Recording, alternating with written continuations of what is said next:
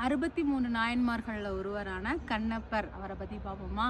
63 நாயன்மார்களில் மிகவும் சிறப்பு வாய்ந்தவர் கண்ணப்பர். இவர் நாகன் அப்படின்ற ஒரு வேடனுக்கு மகனாக பிறந்தார். பிறக்கும் போதே ஒரு திண்ணுன்னு இருந்தனால இவருக்கு திண்ணனார் அப்படின்னு பேர் இருந்துச்சு. அதுக்கப்புறம் அவங்க அப்பா மிகப்பெரிய வேடர்.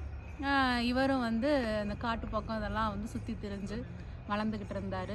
நாணன் காடன் அப்படின்றவங்க 2 நண்பர்கள் இவருக்கு. ஒரு நாள் அந்த வேடர் குலம் அவங்க அப்பாவுக்கு வயசானனால வேடர் குலத்தோடு சேர்ந்து அந்த காட்டுக்கு போயிட்டு இருக்கும்போது நாணன் காடன் திண்ணனார் 3 பேருமே பிரிஞ்சு ஒரு இடத்துக்கு போயிடுறாங்க. அங்கே பார்த்தீங்க அப்படின்னா ஒரு பொன்முகிலி ஆறு அப்படின்ற ஒரு ஆறு இருக்குது. அந்த ஆறை பார்த்துட்டு இருக்கும்போது திண்ணனார் என்ன செய்கிறார் அப்படின்னா பன்றி இதெல்லாம் வேட்டையாடுவாங்களா அதெல்லாம் சுட்டு பதப்படுத்துங்க அப்படின்னுட்டு அதை தூக்கி காடன்கிட்ட கொடுத்துட்டு பதப்படுத்துங்க நான் இப்படி போய் பார்த்துட்டு வரேன்னு பார்க்குறாரு. அப்படி போயிட்டு இருக்கும்போது கொஞ்சம் தூரம் பிரிஞ்சு போகும்போது காளஹஸ்தி மலை அப்படின்ற ஒரு மலை இருக்குது. இதில் என்னதான் இருக்குது அப்படின்னு பார்க்க போகிறாரு. மலைக்கு மேலே போகும்போது அங்கே ஒரு சிவலிங்கம் இருக்குது. அந்த சிவலிங்கம் காலத்தின் நாதர்னு சொல்லலாம். அது பேரே குடுமி தேவர். அதுக்கு பார்த்தீங்கன்னா யாரோ ஒருத்தர் பூஜையெல்லாம் பண்ணியிருக்கிறாரு. இவர் அந்த சிவலிங்கத்தை பார்த்தோன்னே ரொம்ப பக்தி பரவசம் ஆயிடுச்சு. தன்னை ஒரு வேடன்றதே மறந்துட்டு இப்படி ஒரு சிவலிங்கம் இருக்குது, இதுக்கு யாருமே பூஜை புனஸ்காரம் செய்யாமல் இருக்காங்களே, சரி நம்ம செய்வோம் அப்படின்ட்டு என்ன பண்ணுறாரு, விறுவிறுன்னு கீழே வர்றாரு. அந்த பொன்முகிலி ஆறில் நீரை வாயில் எடுத்துக்கிறாரு. அங்கே இருக்கக்கூடிய மலர்களையெல்லாம் தன்னோட தலையில் சொருகிட்டு அந்த பதப்படுத்தப்பட்ட அந்த சுட்டு பதப்படுத்தப்பட்ட பக்குவப்படுத்தப்பட்ட அந்த பன்றி இறைச்சி மான் இறைச்சி இதெல்லாம் எடுத்துகிட்டு அந்த காலத்தினாருக்கு வர்றாரு. தன் வாயில் இருக்கக்கூடிய அந்த நீரால் அபிஷேகம் பண்ணுறாரு. தன் தலையில் சொருகி பூவெடுத்து சிவபெருமானுக்கு வைக்கிறாரு. பின் அப்புறம் அந்த தான் கொண்டு வந்த இறைச்சியை படைக்கிறார். ஆனால் அந்த குடுமி தேவருக்கு பார்த்தீங்கன்னா சிவகோச்சாரியார் அப்படின்றவர் ஆகம விதிப்படி அந்த பூஜை புனஸ்காரம்லாம் செஞ்சுட்டு இருக்காரு. ஒரு நாள் அதை பார்க்குறாரு, யார் இப்படி அபச்சாரம் பண்ணினது, மாமிசம்லாம் இறைவனுக்கு படைச்சிருக்காங்களே அத்தனையும் சுத்தம் பண்ணிட்டு போயிட்டு ஆகம விதைப்படி பூஜை பண்ணிட்டு போகிறார். அடுத்த நாள் வர்றாரு சிவகோச்சாரியார், அதே மாதிரி மாமிசம்லாம் படைக்கப்பட்டிருக்கு. இதை யார் இப்படி பண்ணிக்கிட்டு இருக்காங்கன்னு ரொம்ப மன வேதனைப்படுறாரு.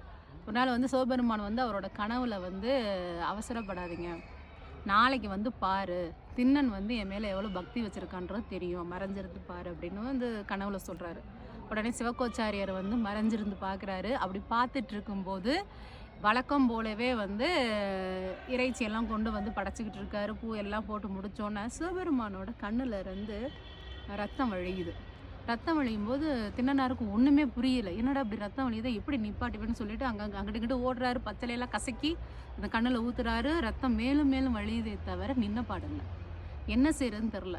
என்ன இறைவா என்னை சோதிக்கிறியா அப்படின்னு சொல்லிட்டு தன்னோட அந்த அம்பை எடுத்து ஒரு கண்ணை நோண்டி சிவபெருமான் கண்ணில் பொருத்தினோன்னா ரத்தம் வழியில நின்றது. இதை யார் பார்த்துட்டு இருந்த மறைஞ்சிருந்து சிவகோச்சாரியார் பார்த்துக்கிட்டு இருக்காரு.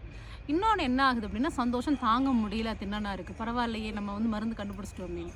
இன்னொரு கண்ணில் இருந்தும் ரத்தம் வடிய ஆரம்பிக்குது. ரத்தம் வடிய ஆரம்பிக்கும் போது என்ன செய்றாரு, கவலையே படலை திண்ணனார். என்கிட்ட தான் மருந்து இருக்கே, கண்ணுக்கு கண் சொல்லிட்டு இன்னொரு கண்ணு என்கிட்ட இருக்கே, அதை நான் எடுத்து வச்சிருவேன்னு சொல்லிட்டு இன்னொரு கண்ணை தோண்ட போகிறார். தோண்ட போகிறதுக்கு முன்னாடி 2 கண்ணையும் எடுத்துட்டா தெரியாது இல்லையா, அப்புறம் எங்கே போய் அந்த கண்ணை பொருத்துவார். அதனால அடையாளத்துக்கு தன் கால் கட்ட விரல அந்த கண்ணில் சிவபெருமான் லிங்கத்தில் அந்த கண்ணுக்கிட்ட அடையாளமாக வச்சுட்டு இன்னொரு கண்ணை தோண்ட போகிறாரு.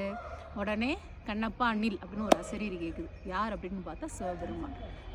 திண்ணனாரோட பக்தியை இந்த உலகுக்கு தெரியப்படுத்த தான் இப்படி ஒரு திருவிளையாடலை இறைவன் நடத்தினார்.